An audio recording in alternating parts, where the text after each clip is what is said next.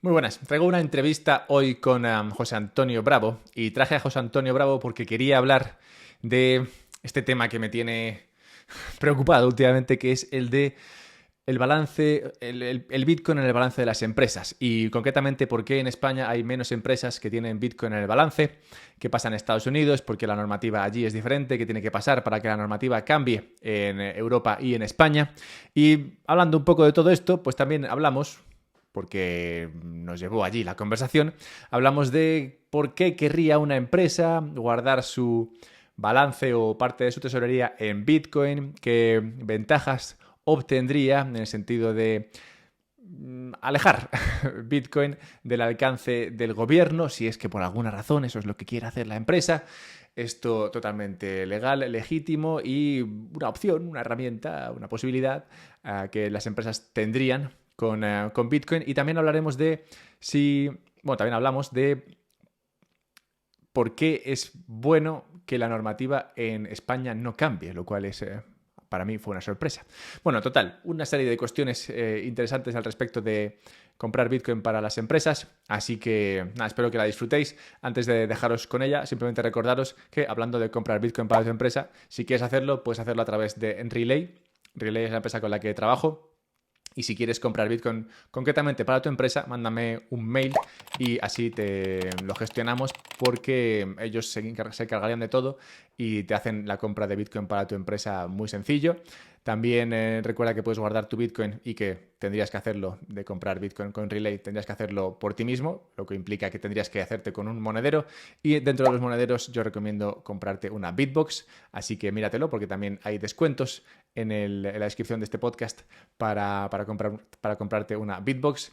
Y recuerda también que si te suscribes, te mando un mail los sábados. Así que nada, suscríbete y comparte, dale like, haz todo eso que se supone que se puede hacer por aquí para que esto llegue a más personas y así más personas sepan lo que pueden hacer con su dinero, que siempre es bueno saberlo. Hala, te dejo con José Antonio. Hola José, bienvenido a un podcast sobre Bitcoin. Hola Alberto, encantado de estar aquí en tu podcast. No, no, encantado yo de invitarte. Siempre me gusta insistir sobre este tema. Los invitados es una cuestión importante, ¿no? Para cualquier podcast y para este y en el momento en el que me encuentro es más importante todavía. Pues llevo un mes o un mes y medio enfrascado en una búsqueda, no diría espiritual, pero una búsqueda de una pregunta, o sea, una búsqueda de una respuesta a una pregunta que me viene saltando desde que entrevisté a Benjamin Tam, que trabaja para Relay, empresa con la que trabajo yo aquí en el podcast. Y cuando traje a Benjamin Tam me dijo, estuvo hablando de las empresas que compran Bitcoin, como quienes lo hacen a través de su empresa, y me sorprendió algunas cosas que dijo sobre la compra de Bitcoin por parte de empresas en Europa, que estaba viendo muy fuerte en Italia y en Suiza, que estaba viendo excesivamente fuerte en esos dos países viniendo del inmobiliario y que le sorprendía que en España la cosa viniese de negocios más pequeños o de negocios más de los que esperaría otra cosa, ¿no? Me comentaba que destacaban sobre todo cafeterías, bares, restaurantes que compraban Bitcoin y decía, eso no lo hemos visto en ningún sitio, pero en España son los que más compran. Total, que desde esa entrevista vengo preguntándome por qué en España no hay más negocios que inviertan en Bitcoin. Y primero entrevisté a una persona del sector inmobiliario para preguntarle cómo estaba ese tema, por el tema de que en Italia y Suiza sí que pasaba esto. Y no te creas tú que llegamos a ninguna conclusión demasiado clara. Avanzamos algo sobre ese punto, pero no llegamos muy lejos. Y entonces dije, vale, tengo que hablar con alguien que sepa de contabilidad, porque yo creo que ahí estará el problema, en la gestión de Bitcoin para el balance de una empresa, en la contabilidad de Bitcoin, en cómo está este tema montado. Digo, ahí debe estar la clave. Así que dije, ¿a quién conozco yo? Contable de Bitcoin o gestor que sepa de básicamente contabilidad de Bitcoin y dije, hostia, José Antonio. Así que, así que nada, te invité, has venido, así que si te parece, pues antes de empezar bueno, a tratar de avanzar hacia la respuesta a esa pregunta, cuenta un poco si quieres a qué te dedicas y por qué fuiste tú la persona que me vino a la mente. Bueno, pues yo durante muchos años, durante muchos años cuando empecé a trabajar como en contabilidad, acabé siendo jefe de contabilidad de una empresa mediana de aquí de Valencia, donde resido, y a partir de ahí, pues cuando esta empresa, cuando me desvinculé de esta empresa, empecé a trabajar como asesor fiscal, porque había hecho una formación, un máster en asesoría fiscal y decidí dedicarme a la asesoría fiscal. Por tanto, tengo las dos vertientes. Además, tengo un máster en contabilidad, en contabilidad y dirección financiera. Por tanto, el tema contable no me es ajeno. Así como algunos asesores fiscales dicen, a mí la contabilidad me cuesta mucho, a mí no me es ajeno para nada. O sea, es un tema que además desde 2013 que llevo dedicándome a estudiar las Bitcoin. Estoy mirando a ver cómo sería tanto su tributación como su contabilidad.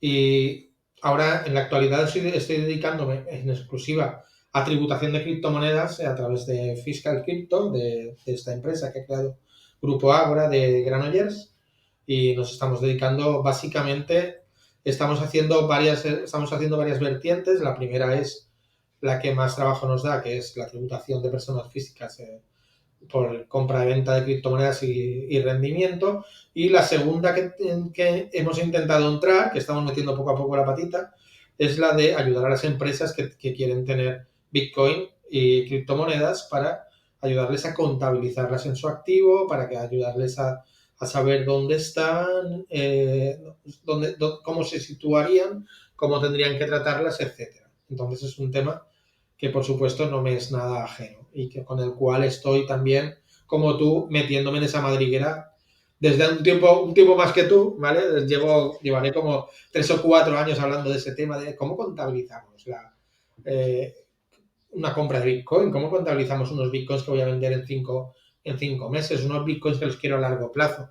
Todo eso llevo profundizando y eso, y estoy ahí metido bastante metido, la verdad. Sí, bueno, de hecho, podríamos irnos más atrás incluso, ¿no? Pues esta pregunta que me hago ahora viene un poco también derivada de lo que en su día hizo Saylor cuando empezó a comprar Bitcoin para su empresa MicroStrategy y de alguna manera como que puso esta idea en la mente de las personas de, oye, está bien generar tu riqueza como persona física, ¿no? Como has comentado, muchas personas físicas que tienen su ahorro y su ahorro parte lo ponen en Bitcoin, y luego cómo contabilizar eso, pero una empresa, las empresas, como el cúmulo del trabajo humano de muchas personas, y pues pueden generar mucha más riqueza, pueden generar mucho más ahorro y pueden poner mucho más dinero en Bitcoin. Entonces, bueno, como tienen que tener su tesorería en algo, cabe preguntarse en qué. Y lo normal, claro, yo creo que aquí nadie se planteaba la posibilidad de poner su tesorería en otra cosa que no fuese el dinero fiat al uso. El euro en Europa, el dólar en Estados Unidos, ¿no? Y poco más. Entonces llega Saylor y dice, bueno, esto hay que hacer algo con ello. No puedo tener la tesorería en dólares. Y es verdad, también es bueno hacer esto, concretar esto, que no es que las empresas tengan su tesorería en dólares, normalmente lo tienen pues en instrumentos financieros a corto plazo, que les da algún tipo de interés, ¿no? O lo tienen, o hacen recompra de acciones, pero bueno, usan el dinero en algo.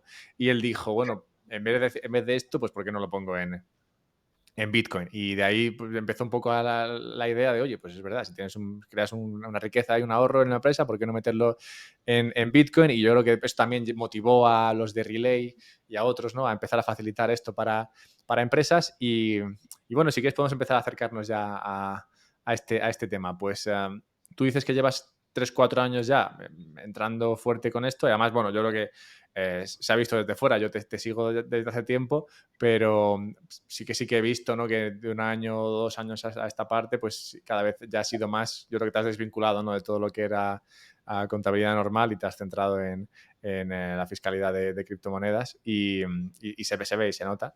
Entonces, bueno, tienes esa historia reciente. Entonces, ¿cómo ha sido en tu experiencia la entrada de las empresas en Bitcoin en España? ¿Qué puedes comentar? Pues en España ha sido muy pequeña, muy poquitas empresas han entrado en Bitcoin. Lo que más han entrado básicamente han sido empresarios individuales que sí han querido tener una parte de su riqueza en Bitcoin. Han querido, de una forma u otra, en la medida en que van generando, pues van generando riqueza y quieren tenerla resguardada con algún tipo de activo.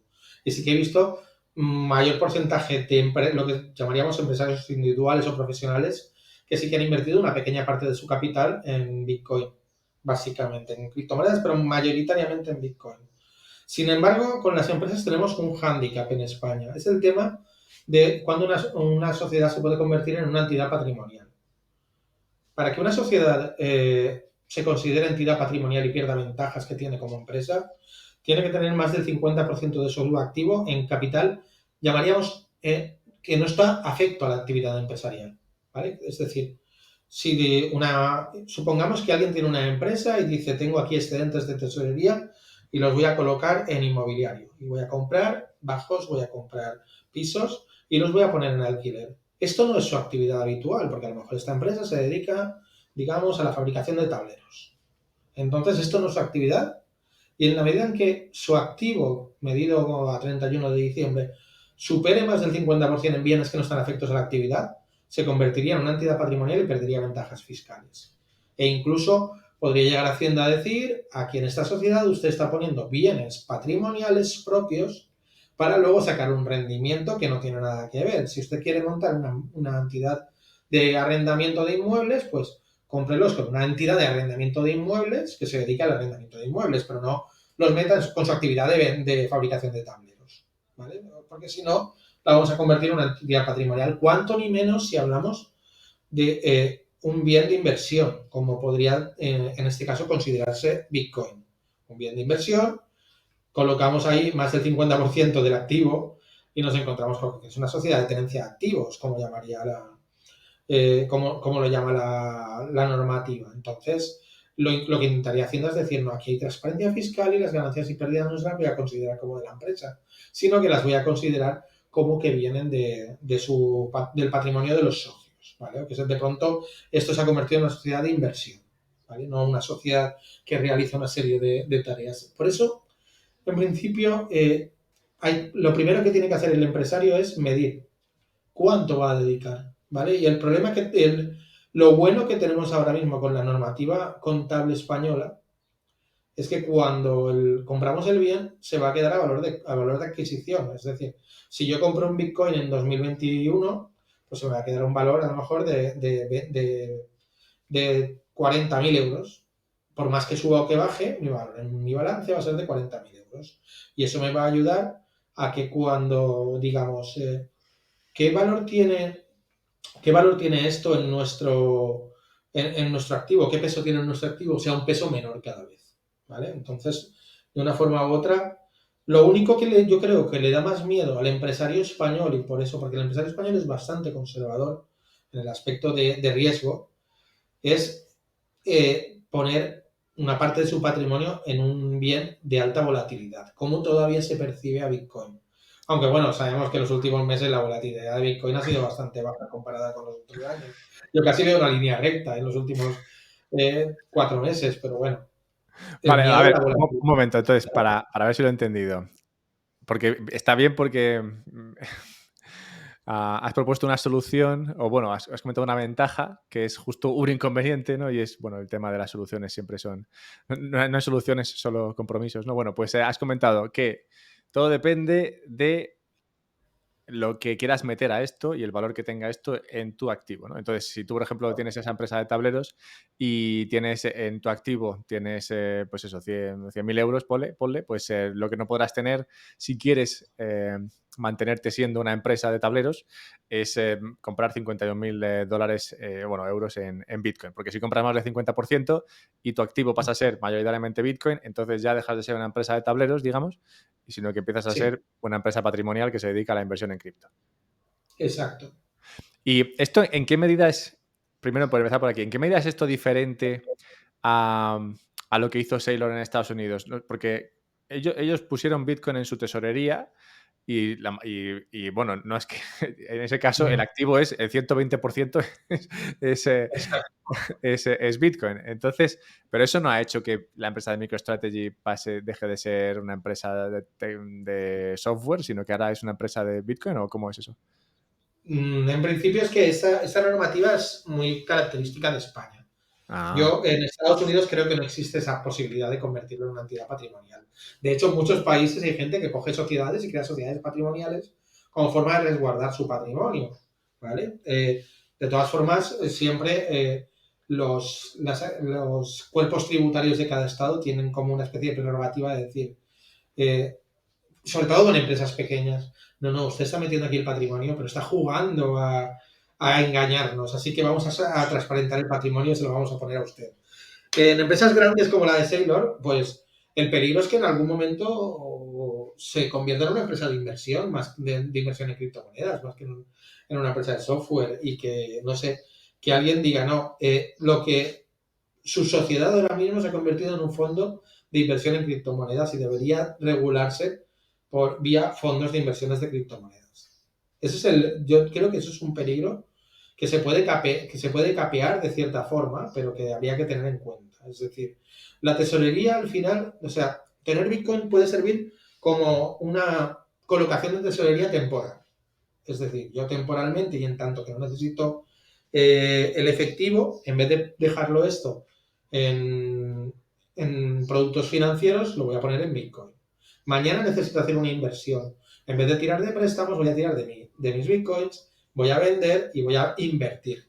Eso para mí es el punto perfecto. O sea, si hago esa allocation de forma que es para futuras inversiones. Eso para mí me parece que es ideal. Es decir, visiones a medio y a largo plazo de inversión, de voy a necesitar cambiar máquinas y como tengo aquí, tengo mucho dinero porque tengo un margen alto, lo guardo aquí y luego con la ganancia que pueda tener consigo comprar una máquina sin necesidad de Ya. endeudarme.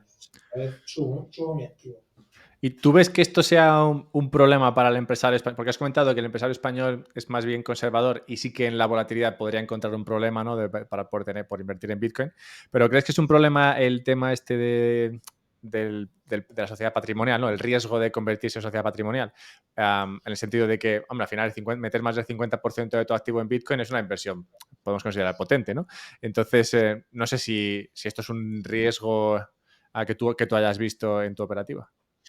De momento no he visto ninguna empresa que haya cogido ese riesgo. Me parecería un poco loco que una empresa dijera el 50% de nuestro capital, que este tesorería lo vamos a dedicar a invertir en Bitcoin. Ahora mismo las empresas que suelen tener más tesorería, que son empresas grandes como de distribución, no voy a decir nombres, que luego dicen que hago publicidad. En las empresas grandes de distribución sí que tienen mucho efectivo y tienen mucho dinero. O sea, cobran mucho en efectivo, pagan a muy largo, ¿vale? Y entonces tienen mucha tesorería. Tienen mucha tesorería latente, ya sea en... O sea, principalmente sí, porque cobran al contado, pero pagan a 2 o 3 meses. Entonces tienen mucha tesorería. ¿Qué pasa con esa tesorería? ¿Dónde la suelen invertir? Pues la suelen invertir o bien en startups o la invierten en inmobiliario o cosas así, ¿vale? Por ejemplo, la mayor empresa de distribución de España suele invertir mucho en startups. Pues, a ver, Tiene hablando de volatilidad, una startup me parece mucho más volátil bueno, es e mucho más ilíquida que volátil Bitcoin. totalmente que Bitcoin. O sea, yo creo que si todo eso que coloca en startups lo colocara en Bitcoin, la riqueza que podría tener al cabo de 10 años sería mucho mayor que la que tiene una startup. Lo que pasa es que buscan startups en las que puedan hacer un por cien, al menos en una, y aunque en 99 pierdan, que al Ya, menos compensar. ganen. Claro, para Sí, compensar sí, pero y para ganar durante. un poquito más. Sí, sí, pero que, o sea, a ver, si es una inversión muy lícita, tampoco estamos tú y yo aquí para discutir lo que hace cada uno con su dinero, pero claro, como inversión, sí, o sea, las startups en general, pues es lo que tú dices, ¿no? Al final, una te debe compensar por todas las demás y luego además tienes el tema de que no sabes cuándo va a haber la salida. O sea, tú sabes cuándo pones el Exacto. dinero, pero eso puede que nunca salga a bolsa, puede que nunca sea comprada, ¿no? Que es la principal salida, o puede que tarde, pues eso, 8 años, o 10, o 12, igual 15. Y claro, ¿qué haces con ese tiempo? Tienes 15 años allí en el que el dinero está aparcado y no tiene una salida. Sí, lo que pasa es que se van especializando y cada vez son más profesionales y lo que van consiguiendo es mejorar esa inversión en startup. Ya no es una de 100, ya procuran que sea una de 10. O sea, conseguir que una de cada 10 te dé beneficio, ya no una de 100. Se profesionalizan más, consiguen hacer, digamos, un módulo que sea únicamente para startups y funcionan así. Pero imaginemos que eso, una empresa de distribución europea, de estas grandes que hay varias, dijera, mira, hemos considerado que inmobiliario vamos a reducirlo y no vamos a invertir en startups, ni vamos a invertir en nuevas empresas, vamos a invertir en Bitcoin. Imaginemos que eso lo hubiera hecho en 2015. Ahora, cuando llegara 2025, nos encontraríamos con que tendría un capital muy superior al que había dejado y con un riesgo, ¿vale? Que si en un momento dado necesitaba tesorería, sí que hubiera tenido un alto riesgo por la volatilidad. Pero en 2025, Ya, pero pues no, pero que si lo comparas con invertir en startups, o sea, en Bitcoin igual es verdad que puedes necesitar la liquidez y entonces vendes a pérdida. Eso te puede pasar. Pero si tienes claro, el dinero puesto en una startup, es que no puedes venderlo. O sea, no puedes hacerlo, efectivamente. La liquidez es mucho más baja que en Bitcoin. Entonces, yo, bajo mi punto de vista, no estoy diciendo empresas que tengan mucha tesorería metan el 100% en Bitcoin, sino diversifiquen, dejen una parte de su capital en Bitcoin y de esa forma tienen un activo de alta liquidez al que pueden recurrir. Estamos hablando de un activo que tiene menos liquidez que el efectivo en sí, que la moneda de curso legal, pero mucho mayor incluso que la de un activo financiero, porque tú vas a un mercado, lo pones en over the counter y lo vendes. sí, Y es siempre súper vas a estar líquido. comprando. Es súper líquido y además, bueno, veía yo ayer un gráfico comparándolo con Nvidia, una empresa que ha crecido increíblemente en el espacio de 2 o 3 años. Bueno, pues incluso comparándose con Nvidia, invertir en Bitcoin tiene un mejor SARPE tiene un mejor SARPE que Nvidia. Es decir, te da más retorno por el riesgo que estás asumiendo que Nvidia, que ha conseguido incluso más retorno, pero con más riesgo, es decir, con más volatilidad. O sea que si es para una parte pequeña de tu capital, o bueno, no sé, depende de cada empresa, ¿no? Pero si es para una parte pequeña de tu capital, esa inversión en Bitcoin realmente te está ofreciendo un retorno contra el riesgo que ofreces, contra el riesgo que asumes, mejor dicho, que es imbatible ahora mismo. Uh-huh. Otro punto que puede afectar mucho en la inversión en las empresas es el tema de la autocustodia. Yo estoy seguro porque me lo han dicho, que el tema de la autocustodia es un riesgo para las empresas. Porque normalmente en una empresa, y cuanto más grande la empresa, más pasa esto, quien custodia los fondos no es la propiedad. De hecho, quien gestiona los fondos no es la propiedad en una empresa. El caso de MicroStrategy es especial porque Sailor tiene un porcentaje bastante alto de la empresa. Pero imaginemos una empresa mucho más grande que la mayoría del capital, o sea, quien ostente la mayoría del capital solo tiene realmente un 10% porque todo está muy repartido en bolsa, etcétera. Las hay, ¿vale? Las hay, por ejemplo, los grandes bancos en España, que esos no pueden invertir en Bitcoin, pero los grandes bancos con un 4% tienes la mayoría del capital.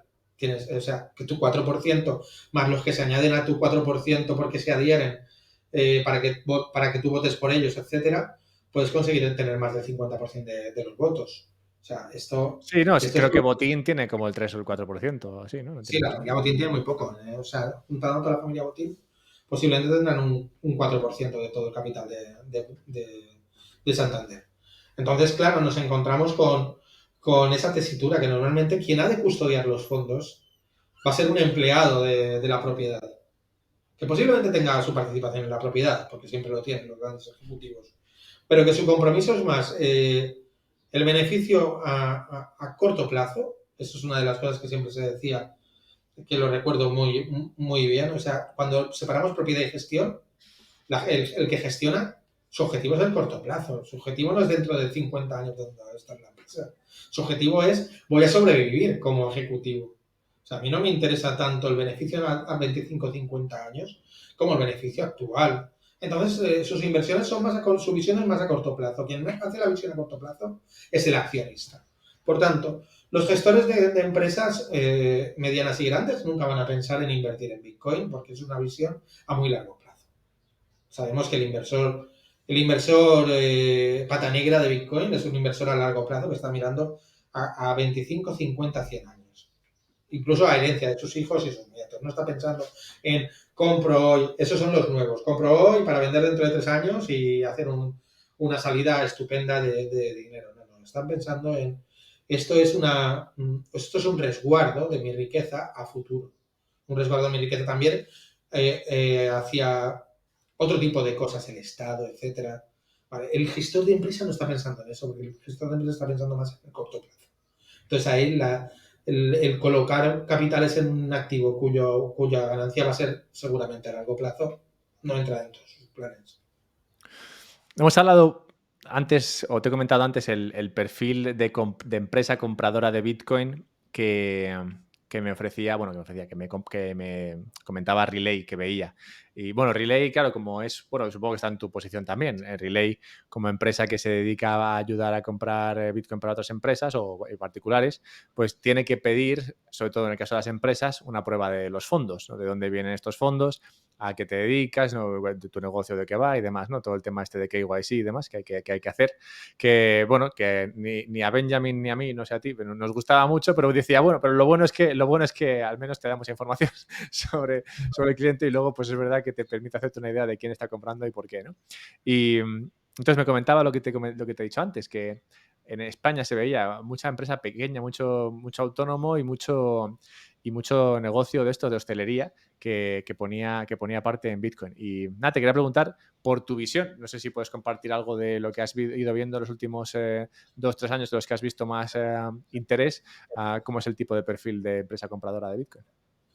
Sí, pues en mi opinión, el tipo de empresa compradora de Bitcoin viene a ser ese, la empresa muy pequeña con unos socios o el empresario profesional individual que han conseguido tener un capital y todos sabemos que en España y prácticamente yo creo que en toda Europa, el más golpeado siempre por la fiscalidad y por el Estado es el pequeño empresario. ¿Por qué? Porque no tienen los instrumentos de defensa o contra el Estado que pueda tener una empresa mediana o grande. Una empresa mediana o grande lo tiene muy sencillo. Es decir, me aprietas a impuestos, me largo con la empresa porque la puedo deslocalizar. Si no la puedo deslocalizar, únicamente la desmonto. Dejo de invertir, vendo la empresa a un tercero y yo me voy con mi dinerito a mi casa.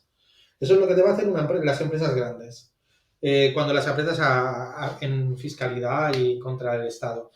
Creo que ha habido un movimiento de empresarios y profesionales y de empresas pequeñas que han visto que esto les puede servir como un capital, como hemos dicho muchas veces, inembargable, como un capital que tienen a resguardo del Estado, que lo tienen ahí guardado. Lo único que tienen que saber es que lo tienen en su contabilidad y al final está ahí. O sea, la contabilidad está revisada y cada vez te está pidiendo, al menos en España se están pidiendo más datos en la contabilidad sobre la contabilidad de criptomonedas. Pero de una forma u otra, el pequeño empresario, como no lleva contabilidad, ¿vale? Tenemos un segmento de empresarios que tienen una facturación inferior a 600.000 euros, sobre todo empresarios y profesionales, personas físicas, que no llevan contabilidad. Entonces, su riqueza la pueden tener, al final forma parte de su patrimonio. Esos son los que les interesa. Esa persona que dice, para el día que mi empresa vaya mal, tengo esto guardado y con esto voy a poder, digamos, flotar de una forma u otra. No lo tienen que, en teoría, si lo tienes autocustodiado, no vas a tener que decirlo en tu balance, ni vas a tener que decirle al Estado, oye, tengo más de 50.000 euros en mi ledger, porque no toca. Entonces, lo tienes en, digamos, tu caja fuerte pequeñita, que es un chip, o una tarjetita con un QR, eso es tu caja fuerte de fondos. ¿Vale? Eso es lo que yo veo y lo que yo creo, el tipo de empresario que antes eh, antes en un momento dado también buscaban algún sitio donde resguardar su riqueza de la voracidad del Estado, ¿vale? De que dijera, tienes un patrimonio grande y me lo voy a comer, y ahora lo intentan resguardar así. Cuando salieron los famosos y nefastos papeles de Panamá, encontraron algún bar y algún negocio de hostelería español pequeñito que tenían sociedades en Panamá para resguardar la riqueza. O sea, me parecía alucinante, pero sí es así. O sea, en hostelería a veces se ha hecho mucho dinero y había gente que buscaba la forma, aunque fuera muy costosa, de montar una sociedad offshore para meter ahí fondos. Incluso gente en inmobiliario, o sea, capitales de inmobiliario que los metían offshore. Y yo creo que ahora mismo eh, una cosa que le puede doler al Estado es que tú puedes tener el offshore en un QR en tu casa. O sea, no hace falta ni que tengas una hardware wallet. En un QR en tu casa que activas cuando quieres con un dispositivo de o sea, con un dispositivo de lector y de pronto te da acceso a tu cartera de Bitcoin. O sea, eso es una de las cosas que más estoy seguro que le puede doler. O sea, esa inembargabilidad que puedes tener sobre los fondos de alguien. Entonces ese empresario es el que va buscando ese tipo de inversión. No es porque Bitcoin vaya a subir más o menos, es por lo de siempre, es por salir un poco del anillo estrecho del Know Your Customer, del Estado, etcétera. Estoy viendo, estoy viendo ahora la serie esta de Ozark, no sé si la has visto, y No, bueno, te gustaría, creo. Y en su día, sí, en su día vi Breaking Bad, también muy fan de esa sí. serie. Y esto que comentas ahora, no sé por qué, casi me empuja a preguntarte, a ver, vamos a andar un momento en este punto, 5 minutos antes. Pero, a ver, ¿por qué querría una empresa en España, da igual, así hipotéticamente, ¿por qué querría eso, mandar su riqueza a un sitio donde esta riqueza no pueda ser tocada por las autoridades? ¿No? ¿Por qué? Porque tú has comentado, muchas empresas de estas generan ese dinero y no has comentado nada sobre la legitimidad de ese dinero. O sea, a todos los efectos ese dinero es legítimo, se ha ganado con el negocio y luego lo único es que se ha enviado a una jurisdicción, que puede ser eso, otro país, o puede ser una autocustodia de Bitcoin, donde es inalcanzable para las autoridades. ¿Qué puede empujar a estos negocios a desear esto o a buscar esto? Pues básicamente lo que puede llevarles es el intentar que no se diluya de una forma u otra su riqueza. En España tenemos un impuesto que se llama el impuesto de patrimonio, que lo que hace es comerse poco a poco la riqueza de una persona. Es posible que una persona que tenga un patrimonio de 1 millón de euros que sea improductivo vea como cada año 25 o 30 mil euros se los coma el impuesto sobre patrimonio. Eso estamos hablando que puede, claro, a 30.000 euros estamos hablando que en 30 años se ha comido 1 millón de euros el Estado. No, no es tan rápido, vamos, pero podría ser en 30 euros se ha comido 1 millón de euros. O sea, en 30 años se ha comido 1 millón de euros a 30.000 euros. Es muy fuerte eso, o sea, Pero piensa. ¿y cómo? Claro, ¿cómo funciona eso? Porque si yo he generado ese patrimonio, Uh-huh. y se supone que lo he generado. ¿Qué hace que ese patrimonio, digamos, desaparezca de la cuenta que tienes que pasarle al Estado? ¿El hecho de que lo mandes a esa jurisdicción donde ya no se toca o no se mira hace que ese patrimonio, digamos, desaparezca? Bueno, no necesariamente. A ver, en principio, los bitcoins que tenemos custodiados, de acuerdo con la ley, tenemos que declararlos en nuestro impuesto sobre patrimonio. Tenemos que decir, tenemos tantos bitcoins. Si estamos por encima del mínimo. Otra cosa es que la gente lo haga y que el Estado tenga el control sobre ese patrimonio. Pueda saber dónde se llevó este señor el dinero que ha ganado, dónde se lo ha llevado y dónde lo ha invertido y en qué lo tienen convertido. O sea, luego aquí podemos hacer un juego muy grande de decir, no declaro patrimonio, pero luego lo declararé cuando vaya a vender o desaparezco con el patrimonio. Pero ese patrimonio no está a la vista como puede estar lo que tengo invertido en acciones en España o lo que tengo en mi cuenta bancaria en España. Ahí sí que está a la vista, ahí sí que puedo decir, ¿cuánto tiene el señor José Antonio Bravo? Y Hacienda hace así, mira, y dice, según lo que me han declarado los bancos y según lo que aparece aquí, tiene tanto invertido o tiene tanto en saldos, etcétera, porque tienen el dato, ¿vale? Entonces, claro, no es lo mismo tenerlo ahí que tenerlo en una jurisdicción con la que no hay intercambio de información o tenerlo en un activo que no está a la vista del Estado. Claro, al final, el señor Obama tenía mucha razón cuando decía que teníamos un banco suizo en el bolsillo con Bitcoin. Y lo dijo hace muchos años, ¿eh? Lo Sí, sí, dijo, no, digo, esa cita no la tenía yo en mente, es verdad. sí, sí, lo dijo hace muchísimos años. Él ya lo estaba viendo. Un activo que no está a la vista del Estado y que la gente lo puede llevar en su bolsillo o en su cabeza incluso. Él no pensó en la cabeza, no pensó que memorizando 12 palabras puedes estar viajando por todo el mundo con tu capital en 12 palabras. Claro, imagínate hasta qué punto eso para una persona que esté preocupada porque haya tenido, sobre todo porque haya tenido que pelearse más de una vez con Hacienda por esto no está bien declarado, por aquí me has intentado escaquear ventas, etcétera, pues esas personas que son las más concienciadas las que tienen una conciencia mayor de que el Estado es devorador de la riqueza con los impuestos, está intentando invertir en este activo. Claro, no es tanto la inflación como el hecho del Estado recaudador de impuestos. Muy bien, bien, tenía que hacer esa pregunta.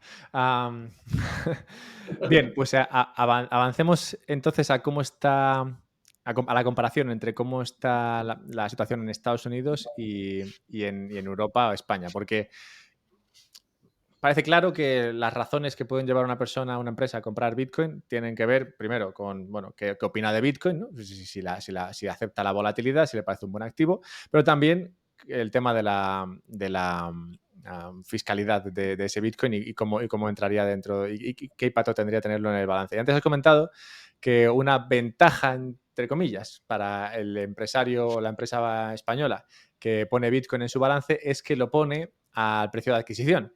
Y una vez que lo pones al precio de adquisición, se queda fijo a ese precio, a ese precio de adquisición, que es justo el sistema que existía y, bueno, existe todavía en Estados Unidos. Tú ponías Bitcoin comprabas Bitcoin para el balance, como hizo MicroStrategy, y entonces, pues si él compró a 20.000, pues todo lo que compró a 20.000 se le quedaba en el balance a 20.000. Bitcoin se iba a 60.000, da igual.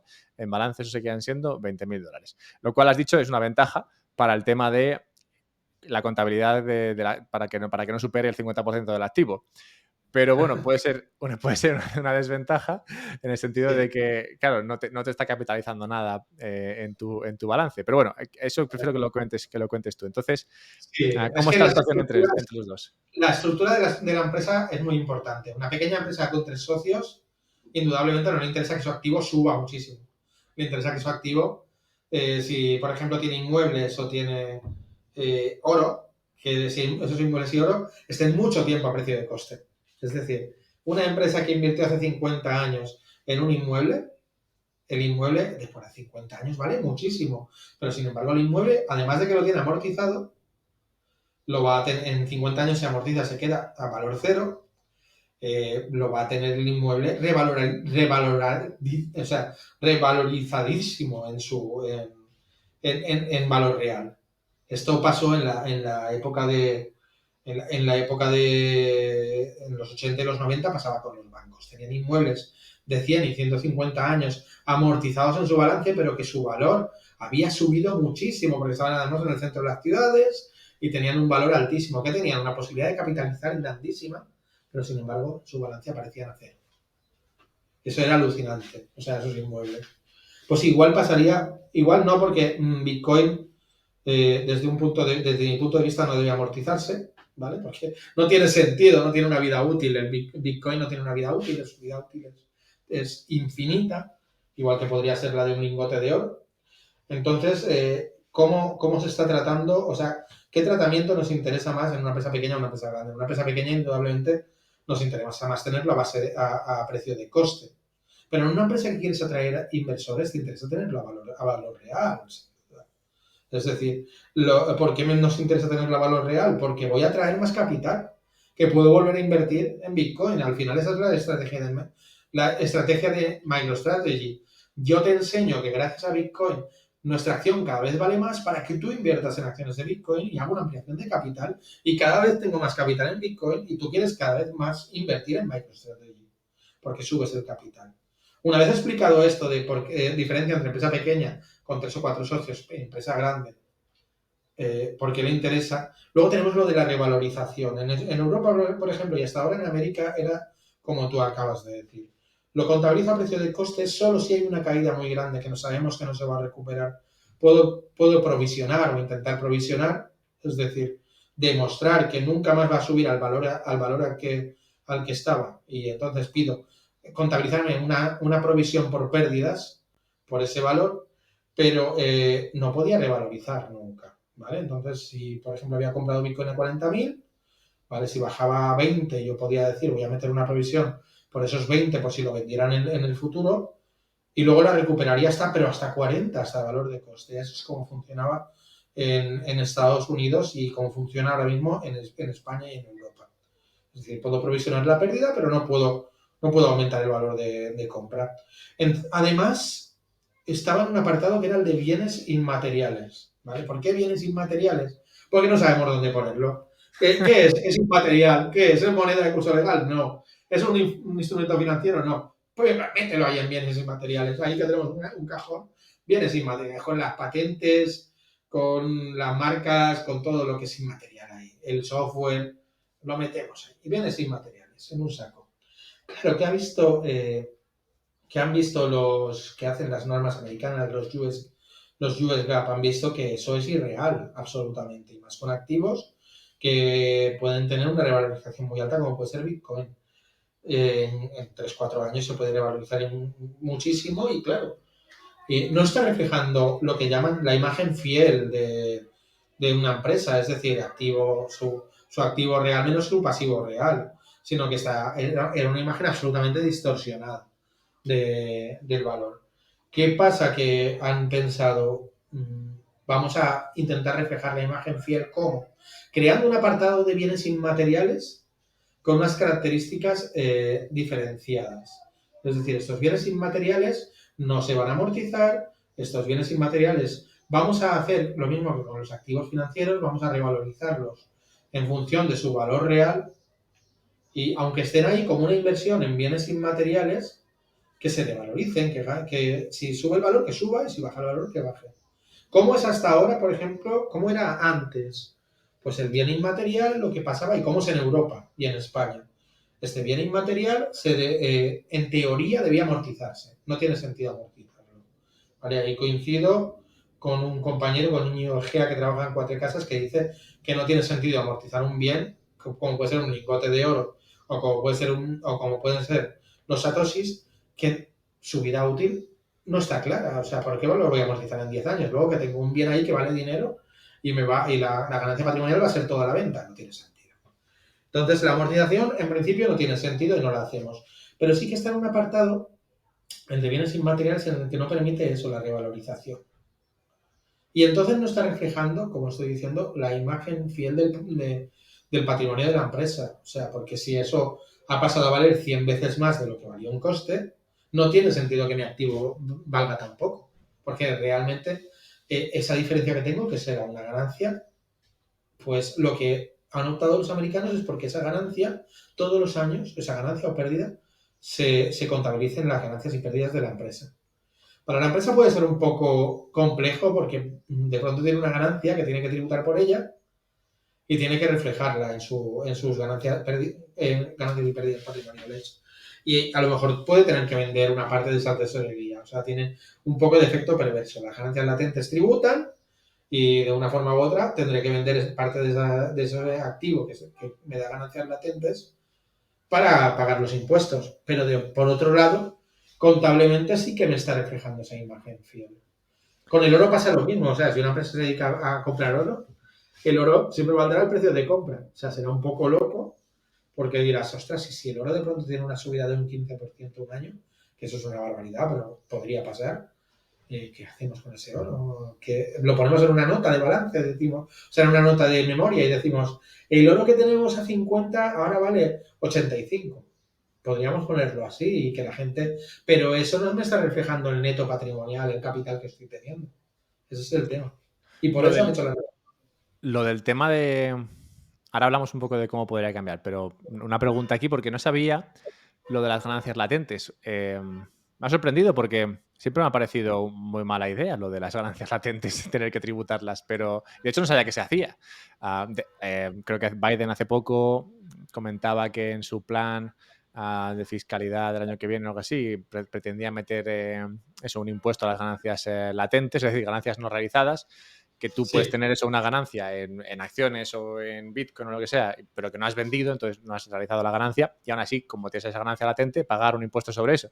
Lo cual siempre me parecía muy surrealista, sobre todo llevándolo al caso de, por ejemplo, del de la startup, ¿no? El de la startup que montó su startup, tiene no sé, imagínate que tiene el 80% de las acciones y la empresa no está ni siquiera en bolsa, ni cotiza, ni nada, y tiene una revalorización brutal. Entonces tendría que pagar muchos impuestos y lo único que tiene es la empresa. ¿Qué hace? ¿La saca a bolsa de repente para pagar impuestos?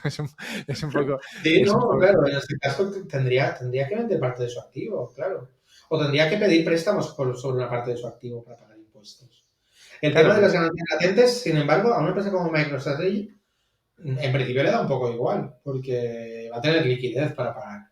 Y si no puede aplazar los impuestos.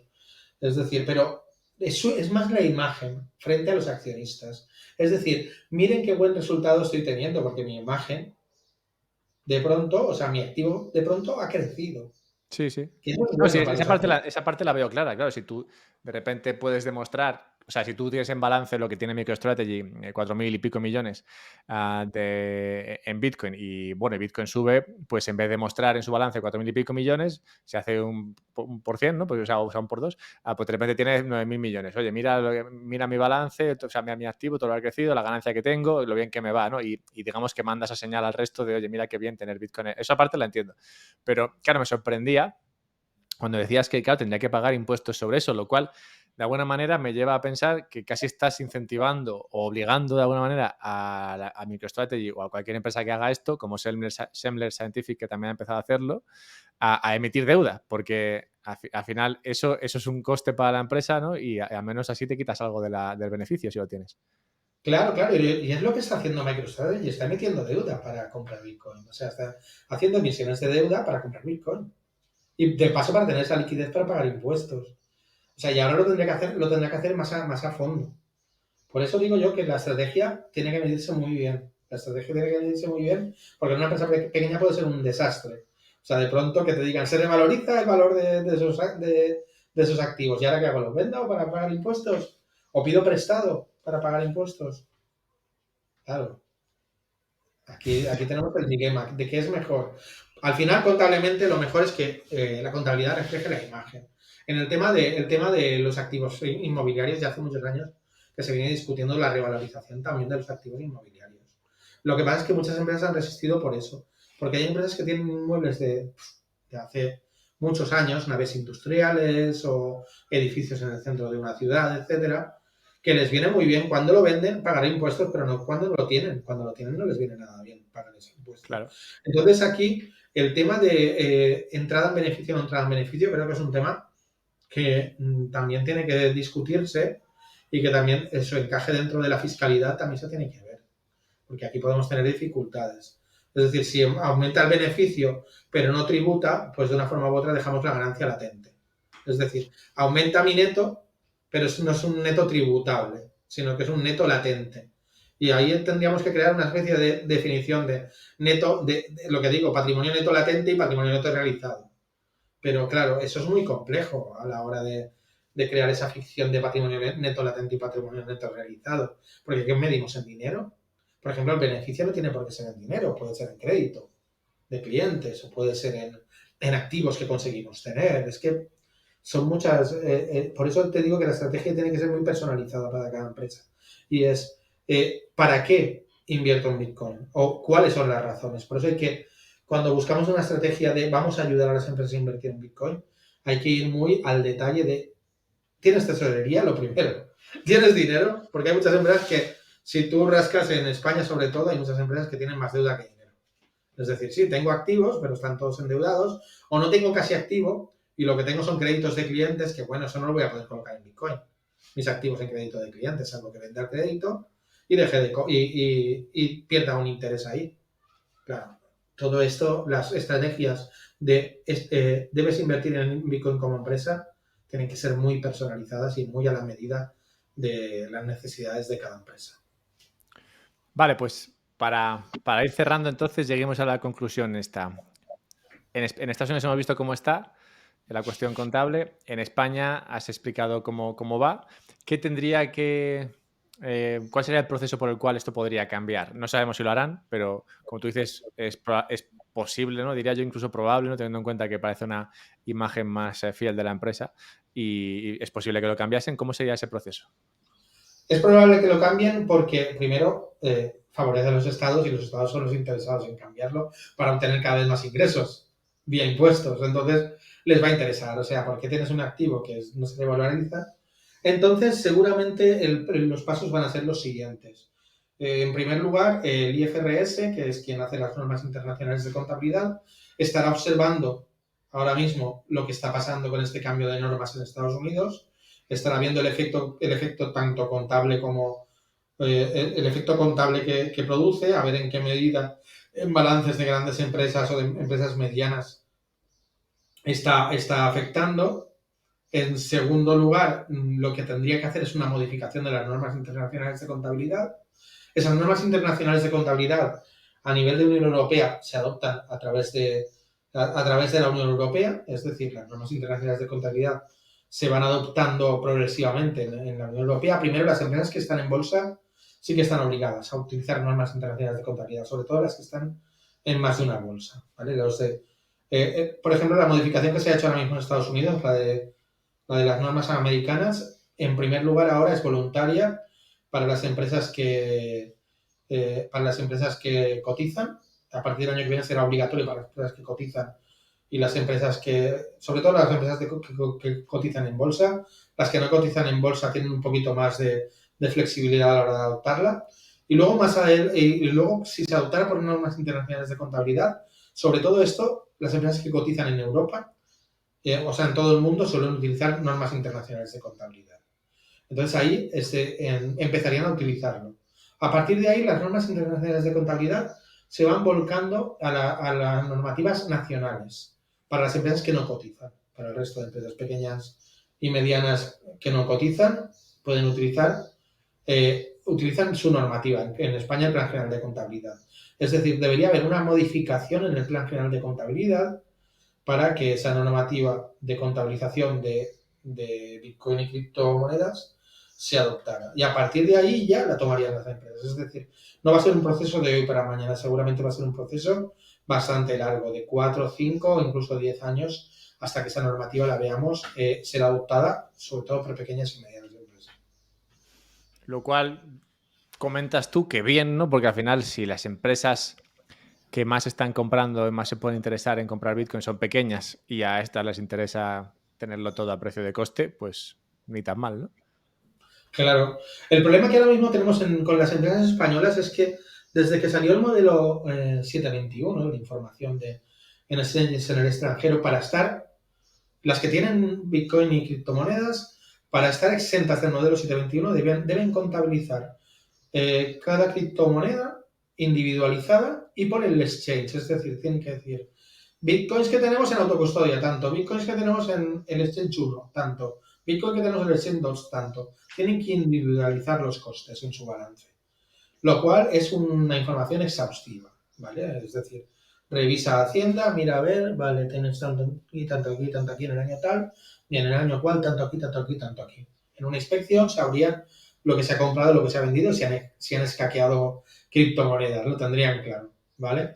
De una forma u otra sabemos que el 721 y esta forma de contabilizar es algo muy exótico de España. En España somos muy modernos a la hora de Hacienda y decimos, vale, vamos a meter que nos digan información de lo que tienes en el extranjero, sean casas, sean criptomonedas o sea lo que sea. Incluso hay algún hacendista que dice, también se debían declarar las joyas y los barcos y todo eso. De momento eso no está, pero cualquier día se le ocurre a alguien decir, también joyas y barcos. Y si tienes oro en el extranjero, también me lo pones en el 721. O sea, una burrada. Es que aquí nos mola mucho esto hasta que llega la Unión Europea.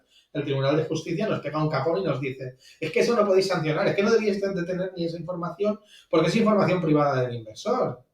Es que a nadie le importa, al Estado no le importa si lo inviertes en España o en Reino Unido. O sea, el Reino Unido ya tributará en Reino Unido por eso. Y si quieres que Reino Unido te informe en un momento dado, pero tú no le pidas esa información. Pues aquí somos tan chulos que creamos un 721 y creamos una norma contable que dice, si quieres no tributar como empresa en el 721, me los individualizas por activo y por exchange, que es una barbaridad. Es una barbaridad. Me van a oír, algunos me van a crucificar, pero es una barbaridad bajo mi punto de vista. Pero está así en la norma. Y entonces una empresa debería señalar y decir, Bitcoin que tengo en tal empresa, tanto. Bitcoin que tengo autocustodiado en un ledger, tanto. Bitcoin que tengo autocustodiado en un QR, tanto. O sea, es un rollo también, eso desde el punto de vista contable. Si además le añadimos la especialidad de desvaloriza, pues a muchas empresas dirán, oh, qué rollo, déjate de rollos, que aquí vamos a perder mucho tiempo. O lo tenemos todo en un mismo sitio o vamos a ver cómo nos lo montamos. Por eso digo que hay que ver la necesidad de cada empresa. Muy bien. Pues, Te he explicado el proceso, pero el proceso va a ser largo y va a ser costoso. Sí. No, está bien porque mira, ya me puedo olvidar de ese tema realmente. Ya cuando algo pase, pues será eso, en un par de años o 3 o 4, vete a saber. Así que, bueno, digamos que por el momento, no me voy a preocupar de que cambien las normas de contabilidad en Europa, España. Y nada, habrá que trabajar con lo que tenemos y ver a ver cómo se puede avanzar, por ahí. Exacto. En ese sentido, antes de cerrar, sí te quería decir, bueno, has hablado de varios casos concretos, de varias situaciones que se pueden dar y demás, y también has empezado diciendo que, bueno, tú te dedicas bueno, tu empresa se dedica a esto, así que si quieres hablar un poco más de lo que hace tu empresa y, bueno, si puedes ayudar de alguna manera a alguien que esté escuchando esto. Sí, bueno, pues en mi empresa tenemos un departamento, que realmente soy yo solo, pero que se El dedica departamento básicamente. de José Antonio Bravo. Exacto.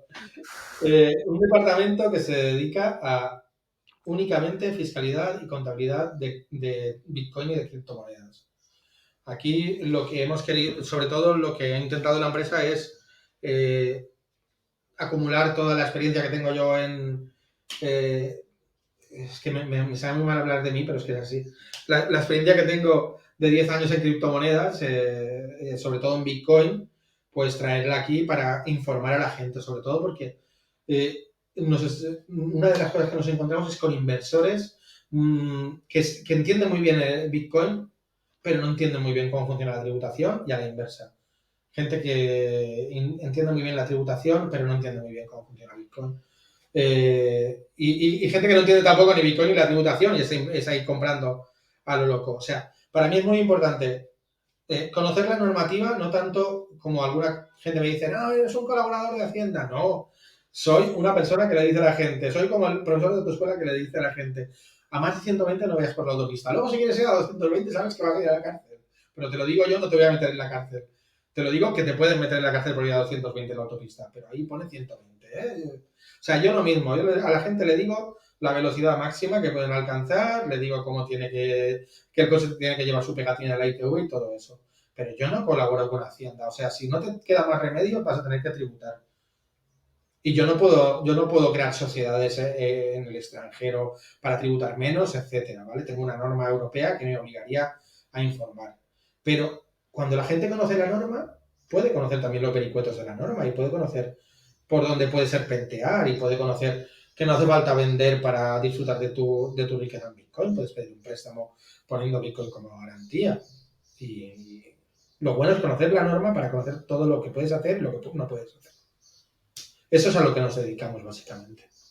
No somos un departamento de la agencia tributaria, como mucha gente se cree. Es asesor que trabaja para la agencia tributaria. No, a mí no me dan comisión por declaración hecha, al contrario. Bueno, está bien que quede claro, porque es verdad que, bueno, algunas personas pueden pensar que ese es el caso, no sé quién lo pensaría, la verdad, pero bueno, si tú dices que eso te ha pasado, pues te te Sí, creo. sí. Bueno, José Antonio, pues, nada, muchas gracias por todo esto. ¿Dónde te pueden encontrar entonces? Pues mira, me podéis encontrar, aquí tenéis mi Twitter. Mi Twitter, a veces hablo más de cosas personales que profesionales. Cuando hablo de personales, doy mis opiniones personales, ¿vale? Pero en la página web que tenemos, www.fiscalcripto.i de Italia o de Oviedo, con barra es, si lo queréis en castellano, porque la página está en catalán. Ahí tenéis información de lo que hacemos en la empresa. Seguramente en un futuro vamos a meter algún servicio más. El tema de empresas lo hemos intentado hacer de momento con no mucho éxito, pero me podéis encontrar ahí como @jbravo, como @agoragranollers para la empresa y en www.fiscalcrypto.io/es la información de la empresa. Y nada, Fiscal Cripto con el cripto con Y. con Y, sí, la segunda. Muy bien. Pues, bueno, pues nada, lo dicho, muchas gracias por solventar mis dudas. Ya me quedo más tranquilo sabiendo que este tema creo que lo he exprimido todo lo que he podido y he resuelto y he encontrado, digamos, la respuesta a mi pregunta, que bueno, aún se podría escarbar más, pero supongo que ya será por otro sitio. Así que nada, muchas gracias a José Antonio y a ver si nos encontramos en otra. Gracias a ti, Alberto.